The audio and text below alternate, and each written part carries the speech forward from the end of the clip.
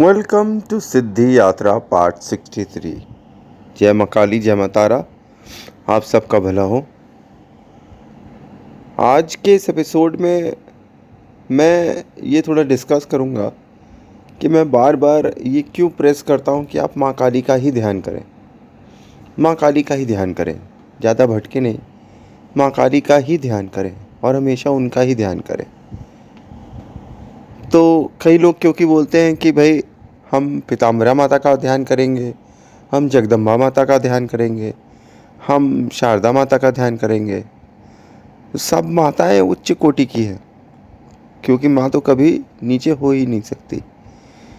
पर माता काली ही क्यों, और माताओं के ऊपर क्यों नहीं ज़्यादा प्रेस कर रहा हूँ? इसलिए क्योंकि माता काली किस कलर की है? काला रंग की। अगर इस काले रंग में आप कोई भी रंग मिक्स कर दीजिए, करते जाइए करते जाइए करते जाइए, कोई फ़र्क नहीं पड़ेगा, सब काला हो जाएगा, सबका सब काला हो जाएगा। तो शुरुआत भी सब काले से ही हुई है और अंत भी सब काले में ही हो जाएगी। काली माता काल की देवी हैं, जैसे महाकाल काल के देव हैं। वे समय के देवी देवता हैं। आपका समय कैसा चलेगा और कैसा नहीं चलेगा, ये उनके ऊपर बहुत निर्भर करता है। और एक तो वो जागृत देवी हैं।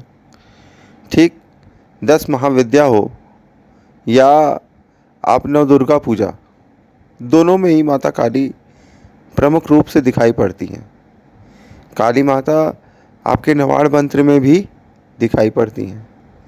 एक आपने अगर काली को सिद्ध कर लिया तो दुनिया दुनिया में फिर आप किसी भी मातृ शक्ति को सिद्ध कर सकते हैं आराम से।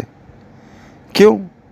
आप काली माँ के भक्त बन गए, आप काली माँ के बच्चे बन गए, अब काली माँ आपके साथ चलती है, तो जो भी शक्ति आपको देखेगी वो तुरंत पहचान जाएगी कि आप काली भक्त हैं और माँ काली आपके साथ माँ के रूप में चलती है। तो जिसके साथ काली माता स्वयं माँ के रूप में चलती है, उसे कोई भी मातृ शक्ति आराम से पहचान लेती है और उनसे आराम से सिद्ध भी हो जाती है। क्योंकि उन्हें ये पता होता है कि माँ काली इतनी आसानी से, ये बात आप सब लोगों बड़े ध्यान से सुनिए, कि माँ काली बड़ी आसानी से किसी को भी सिद्ध नहीं होती है। वो जागृत देवी है, जीवित देवी है। वो हाथ पाँव से छू कर दर्शन दे सकती है, आपकी रक्षा के लिए कभी भी कहीं पे भी प्रकट हो सकती है, आपको कैसे भी तरीके का ज्ञान दे सकती है। भूत भविष्य वर्तमान ABCDEFG जो आप बोले, माता आपको हर चीज़ दे सकती है भोग की, जबकि उन्होंने सब कुछ त्याग रखा है। उनको मोह माया बंधन इन सब से बहुत ही ज़्यादा चिढ़ है। सालों हज़ारों लाखों साल पहले उन्होंने ये सब चीज़ें छोड़ रखी है। उनके लिए ये सब तुच्छ है, और उनके भक्तों के लिए भी जो उनमें समाने वाले होते हैं, ये सब तुच्छ हो जाते हैं। काम क्रोध मोह माया लोभ बंधन, ये सारे के सारे जो सांसारिक सुख सुविधाएं हैं जो आप अपने आसपास देखते हैं, जिनकी आपको लालसा होती है, ये माता काली के लिए तुच्छ है। क्योंकि उनके पास इतना है कि हम और आप 100 जन्मों में सोच नहीं सकते। और वे बिल्कुल भी पसंद नहीं करती हैं कि लोग उनकी भक्ति करें, और जो भक्त आधे मन से अधूरे मन से उनकी भक्ति करता है, उसकी वो भक्ति कभी स्वीकार भी नहीं करती हैं। आपने देखा है क्या कि काली माता का मंदिर है, उसमें लाइन लग गई है हर जगह। बहुत कम काली माता के मंदिर होते हैं। काली माँ की जो भी पूजा करता है उसको लोग शक की निगाह से देखते हैं, क्योंकि ये वो देवी हैं जिनको मनाना पड़ता है, जिनको बहुत ज़्यादा मनाना पड़ता है। ये आपके आचरण से, आपके भोग से और आपकी स्थिति से जल्दी दर्शन देती हैं, और जल्दी दर्शन तो देती ही हैं, और सदैव आपके साथ रहती हैं, आपको साक्षात रूप में दिखाई पड़ती हैं। मैंने अपनी इस सिद्धि यात्रा स्टोरी में आपको हमेशा लिख कर भेजे, जय माँ काली जय माँ तारा।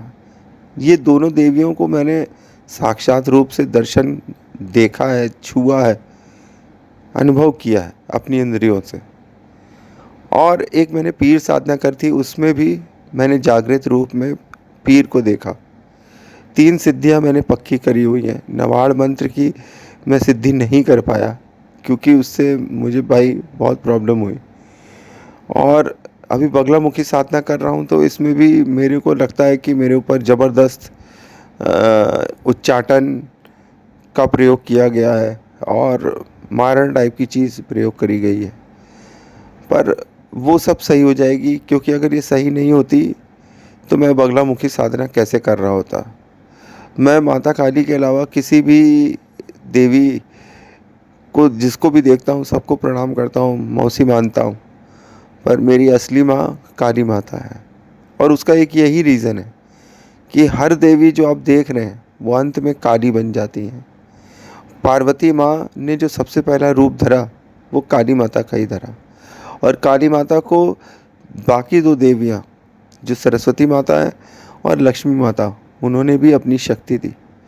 तो काली माता के रूप अनेक हैं ब्रह्मांड में। ब्रह्मा विष्णु महेश की शक्ति, इनके अंदर सारी शक्तियाँ एक साथ जुड़ी हुई हैं।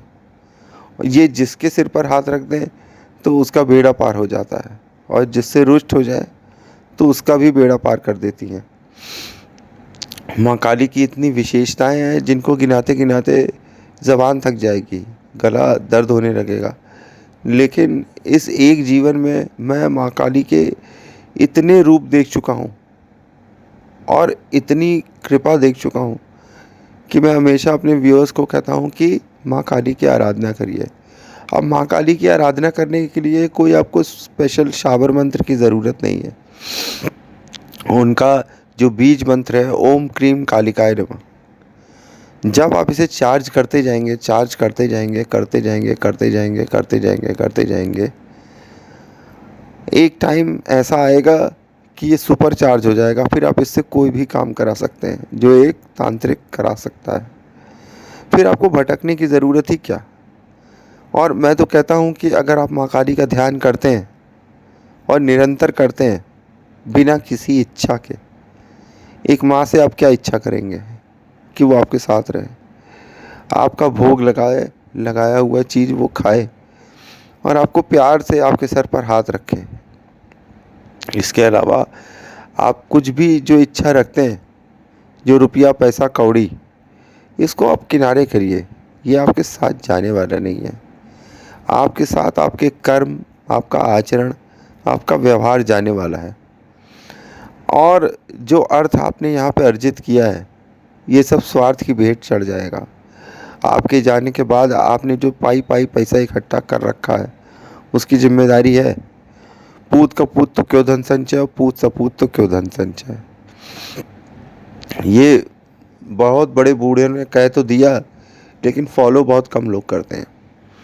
यहाँ पे कपूतों के लिए भी और सपूतों के लिए भी बाप माँ पैसा छोड़ कर जाते हैं।